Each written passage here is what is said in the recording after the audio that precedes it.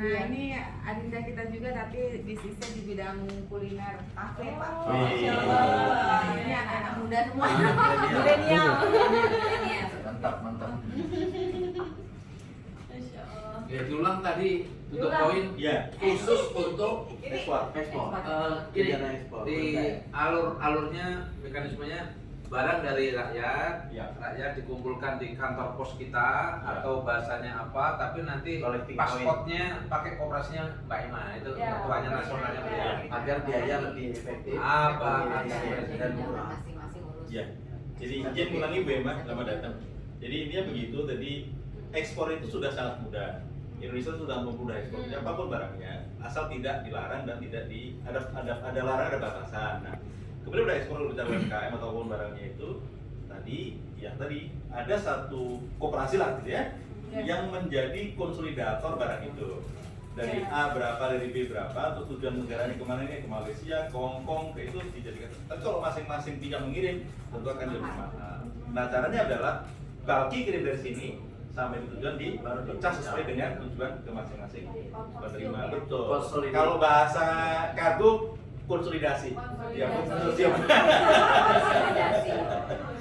Nah, itu bahasa. Nah, yang perlu dilengkapi adalah Fungsinya Dewan Penasehat itu ya. yang perlu dipastikan adalah bahwa Mas Tekan, bahwa kita sudah ada 15.000 titik se-Indonesia untuk mengumpulkan itu yang nanti tinggal masuk Jadi kita di punya klinik sama UMKM. beliau sama laporannya ke pusatnya ke Mbak Emma.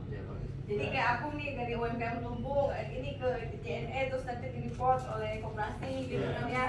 aplikasi tambah. Insya Allah. Jadi caranya begitu, harus ada, apalagi di Turki udah ada sendiri. Sudah, Jadi ada punya. dari sini katakanlah ada sekali kirim 50 package gitu kan. Iya. 50 package berarti kan kalau masuk satu package 2 kilo itu udah 100 kilo. Itu lebih murah daripada masing-masing 2 kilo kan, semacam itu. Nah, pengirim di sini koperasi yang di bawah Ibu Emma, kemudian di sana penerima siapa? OPPI Turki atau apa namanya? Ya. Satu Lumbung tujuan. Turki. Begitu selesai dari urusan pabean di Turki, maka inilah tugas yang Distribusi. distribusikan. Dan kalau masing-masing menerima juga dalam sini, ya costly juga. Ya, costly. Itu. Jadi ketika bicara pengiriman itu harus benar end to end. Jadi tidak bisa dari kok pengiriman ke Surabaya kok mahal ya? Kan juga perlu tenaga ngambil segala macamnya itu. Di sana juga demikian Bapak Ibu. Apalagi yang nasional kita nggak bisa kontrol kan? Tinggal jaraknya berapa gitu. Intinya adalah bahwa konsolidasi kiriman itu akan berpotensi meringankan harga per kilonya. Sebagai contoh misalnya, ketika Bapak Ibu kirim barang sampai ke Singapura 10 kilo, itu sekilonya bisa sampai barangkali 300.000. Tapi begitu sampai di atas 50 kilo sudah akan turun jadi kira-kira hanya sekian ribu, semacam itu. Karena ini adalah semakin besar kuantitinya akan semakin murah harga per kilonya.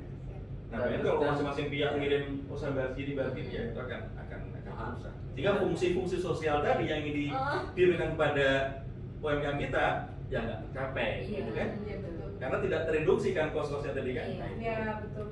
Sekarang yang pernah kami kirimin juga kami juga ada apa ya menjadi semacam sama tadi Ibu Lina jelaskan dari kami juga mendampingi bagaimana cara mengirim ekspor itu. Kami juga seperti itu. Ada pengrajin roasting kopi itu sudah sekian kali dikirim ke Malaysia. Itu dia ngerti.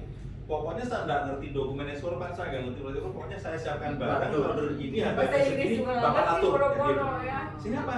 Ya eksportirnya pakai padung yang memang eksportir gitu ya. Kemudian ya di sana dikirimkan semacam itu. Jadi sana seperti itu. Nggak bisa masing-masing pengen sendiri. Misalnya si A pengen kirim ke ini sendiri jalannya. Tadi seperti Ibu Ara bilang, rendang sekilo 300.000, ongkos kirimnya 500.000 contoh semacam Iya itu. betul. Itu.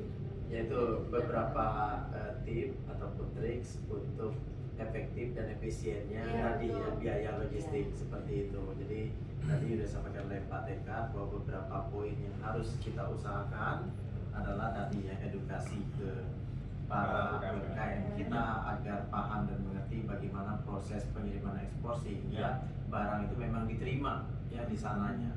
Karena masalah packaging juga pengaruh.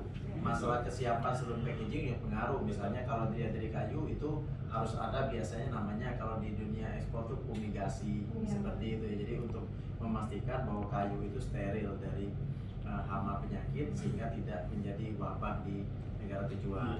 Nah tadi juga mungkin Pak Karno lupa menambahkan, kalaupun misalnya nanti penerimanya di destinasi itu adalah dalam jumlah yang masif juga banyak seperti itu. Nah itu mungkin saran kita ke PPI adalah bekerja sama dengan provider lokal di sana seperti itu ya, agar biayanya lebih murah seperti itu.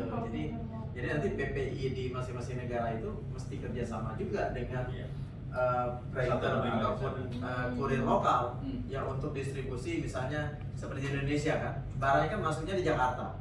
Lalu bagaimana kalau ternyata si bayarnya alamatnya di Bandung? Ya kan seperti itu ya. Kalau kita cas langsung dari luar, itu biayanya luar biasa berlipat karena mereka pun nggak punya jaringan di Bandung. Tapi begitu kita nanti kita tidak kerjasama dengan lokal company, paling biayanya 10.000 kirim dari Jakarta ke Bandung.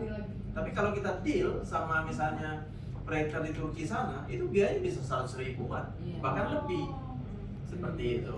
Ya untuk biaya distribusi dari Jakarta ke Bandung saja sama seperti yang kita lakukan juga. Mungkin misalnya harus distribusi dari Turki ke negara ke kota-kotanya yang ada di sana, ya. Apalagi bisa sampai ke Kapadokia ini gitu. Itu kalau kita kirim ke sini berapa biayanya? Kalau kita sengaja. Tapi kalau kita bicara dengan lokal kurir Turki sana, mereka sudah dengan mudah dan murah sekali untuk deliver dari Turki ke Kapadokia misalnya. Ini contoh ini kan karena saya juga jadi di diskusi di Export Import tapi di bawah binaan OKOC ya. Ini contoh. Produk Indonesia mulai tempe kering, rendang, rempeyek dan lain di Singapura sudah masuk. Kamu udah banyak permintaan tapi belum mikir gimana nih gitu kirimnya. Nggak ada masalah. Perlu packingnya yang khusus. Karena tadi Pak Jenderal tadi bilang kalau barang itu nggak di packing proper ketika masuk air itu memang X-ray barang agar proper ketika masuk pesawat tidak merusak pesawatnya. Safety, security itu kan. Nah kalau nggak di packing bener masuk ke X-ray-nya Pak Jenderal, dicek duluan gitu. Bukan Pak Jenderal dicek, tapi regulasi yang mengatur itu gitu loh. Nah hal-hal begini kalau tidak disampaikan dengan proper kepada yang memang mengerti ke sana, wah aku kirim barang susah yang mati kan gitu. Udah bilang padahal sebenarnya bukan susah, tapi kita tidak berusaha membiasakan diri untuk patuh pada regulasi yang ada. Itu yang terpenting. Nah memang yang salah satu sekali lagi mengangkat citra UMKM Indonesia untuk go internasional di situ tantangan terberat itu. Kami merasakan betul itu. Tapi sekarang pastinya sudah gampang capek, gampang ini gitu. Tapi kalau kita tidak mendampingi serius ya. Iya betul. Jadi memang harus ada yang jiwa sosial, ada yang memang mau mendengar, mengikuti prosedur gitu. Tapi begitu merasakan ikut prosedur, enak juga ya gitu. Itu contohnya semacam itu kan. Iya betul. Jadi memang pertamanya itu yang harus ada entry point-nya gitu, seperti itu. Kalau bahasa Jawanya itu kalau door to door pintu sana, karena satu orang harusnya bisa membawa 50 kilo, ini cuma bawa sekilo, jadi sekilo sama 50 kilo itu yang bikin mahal. Nah kalau 50 kilo bisa dibawa tadi door to door itu agak murah tadi. Nah makanya dikumpulkan sama koperasi kita. Kalau bisa pot to pot gitu yang agak besar, nanti kita bisa kan pot to pot juga bisa kan? Artinya di negara sana itu sudah kerjasama tadi yang kata Mas Samsul, Mas Farouk. Artinya nanti ada kemudahan karena pot to pot, sehingga pot to pot kan ada persyaratan. Kalau kita pakai muatan khusus pesawat sekilonya sekian, 1 ton sekian. Kalau satu pesawat khusus untuk kargo, kalau pot to pot itu lebih murah gitu karena harganya sedikit, harganya segitu, BBM-nya segitu, tapi kalau pot to pot itu gitu. tahu dikit-dikit lah ini pelajaran dari Mas Teka. Oh enggak mau Nah, jadi tadi dewan yang penasehat. tidak kalah penting itu adalah tugas perwakilan luar negeri itulah Harus. mengatur regulasi impor ketika barang A masuk ini apa Ya. sih Iya, gitu. iya, betul. Memberikan informasi Itu yang terpenting. Ya. Sehingga di sini di prepare dulu sebelum jalan ya. Iya, iya, iya. Ya, nanti kan tinggal dibuatkan aturan yang ada di masing-masing negara itu. Iya, saja. iya. Nanti kan kita Betul. buatkan. Iya. Betul. Itu yang harus di Itu ya. Yang paling sulit ini memang Australia sama Eropa. Oh, Ya. Australia itu Pak, mohon maaf. Untuk Makanan. Australia namanya paling mahal Fumiga itu ke Australia karena dia harus standar AKIS. Oh. Australian Quarantine Inspection Standard. AKIS itu satu kubik aja itu 1 juta lebih. Wow. Memang mahal. Nah, hal semacam inilah yang memang jadi bukan berarti kadang kita tuh kejam, lalu bukan kejam, memang Dari bukan- sananya. Iya memang. Contoh misalnya, Bapak Ibu kirim barang ke Amerika, sampai ada satu selip kayu saja, terlepas seberapa kecil kayu itu kan dicek. Oh. Penaltinya ratusan ribu dolar. Oke. Padahal cuma Jadi kayak packing kayu, packagingnya. packing kayu masuk ke Eropa, ke Amerika yang tidak standar ISPM 15 dengan cap label itu selesai sudah. Hilang. Bukan sekedar barang dikembalikan, bukan. Denda. Denda. Oh, wow. Itu loh. Nah, hal semacam itu harus disampaikan Yang ke denda, UMKM. yang denda itu Enggak. kurirnya atau Enggak, operasinya? pemerintah. Oh, Pemerintah, iya. Pemerintah. Nah, hal semacam ini harus disampaikan ke UMKM kan. Terus aku rasa lah mumet apa gitu. Itu Makanya. semacam itu. Berarti ini mah kita bahas internal dulu di penyampaian ke UMKM-nya itu Jadi lebih memang fokus ke apa Bukan UMKM saja, kita Iya. waktu awal-awal kita sedang jayanya udang. Udang itu paling top dari Kaltara. Cold storage di sana itu 15. Itu karena perang dagang. Makanan itu dikasih murah kita sama mereka. Ternyata makanan itu begitu dimakan udang itu masuk MR itu tit. Oh. Akhirnya udang Indonesia semua nggak bisa. Aduh. Itulah Makassar. Kita kan orang Makassar kan ada di Tarakan. Langsung pingsan itu kan. Nah itu salah satu. Jadi bukan hanya UMKM aja. Ini untuk yang pabrikasi juga. Karena kita sebagai pelaku itu gitu kan. Industri ya. Juga sama. Nah, ini kan ini jadi kan dari PPI besok sudah ada info. Nah, ini kan namanya peluang maupun risiko ini kan harus kita kelola. Iya. Artinya kalau saya usulnya kan lebih baik kita membantu UMKM dengan memang menginformasikan ke mereka bahwa produk apa sih yang memang paling menarik untuk kita jual di Turki, di Prancis, Iya. seperti itu. Jadi jangan melawan itu, jangan melawan itu dulu kan seperti itu ya. Kalau bicara masalah development produk ya boleh-boleh saja. Ya, tapi kan tadi kembalinya begitu misalnya kita ngotot ini udah pokoknya kami hanya skillnya adalah kemampuan furnitur. Nah furnitur tadi disampaikan bahwa biaya fumigasinya saja apalagi bisa tujuannya Australia itu sudah sedemikian besar.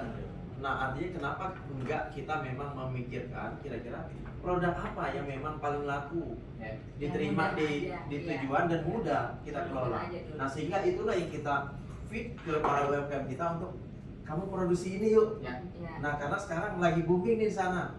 Setelah itu misalnya 3 bulan selesai masa booming itu, nah kita cari lagi. Ya kan kita cari lagi. Siap. Oh sekarang lagi booming produk ini nih. Ayo kita create produk ini. Kita datangkan ahlinya yang bisa membantu kalian untuk bisa memproduce barang ini dengan kualitas yang memang diterima eksportir. Kan seperti itu. Menurut saya ini menarik gitu ya. Kenapa cuma juga Bu? Kami sering diundang karantina ya, karena Iya. kecenderungan barang berangkat, barang. Tapi itu barang ditolak di sana, Iya. karantina di notice tuh dari negara tujuan. Kami dimasalahkan juga dipanggil. Ini kenapa kalian barang bisa berangkat? Jadi artinya negara bisa juga jadi rusak, gitu kan? Indonesia ngirimkan barang dengan tidak dilengkapi dengan dokumen, gitu kan? Ada yang namanya status form, ada yang itu sertifikat itu terus dilengkapi. Itu yang karena memang perlu kesadaran kita untuk melengkapi itu. Kita ada gini loh. Ketika di negara orang tuh patuh banget gitu. Nah, kalau di sini enggak gitu ya. Karena ada unsur mandatori yang diikuti. Gitu. Berarti Nah, mulai tugas dari kita, kami ini yang- komposisi ingredient juga. Betul. Terus kalau bisa yang harus yang bisa 1 tahun ya kan, nonton kalau enggak 6 bulan juga takutnya ada masa-masa itu ya. Ya, ya tadi kecuali kalau memang dengan apa? Dengan sebuah kondisi tertentu, kemudian dari koperasi X katakanlah mempunyai bisa mendapatkan exception dari negara, ya fine saja gitu kan, bisa saja kan. Karena ini barang UMKM, ini untuk barang ini berangkatkan saja, boleh saja. Tapi untuk mencapai itu kan juga maksudnya jadi capek juga kan, Iya, iya. kan gitu. Tapi lain halnya kalau koperasi sudah siap, oke mau ekspor ini, jalan gitu kan semacam itu. Jadi konten tadi di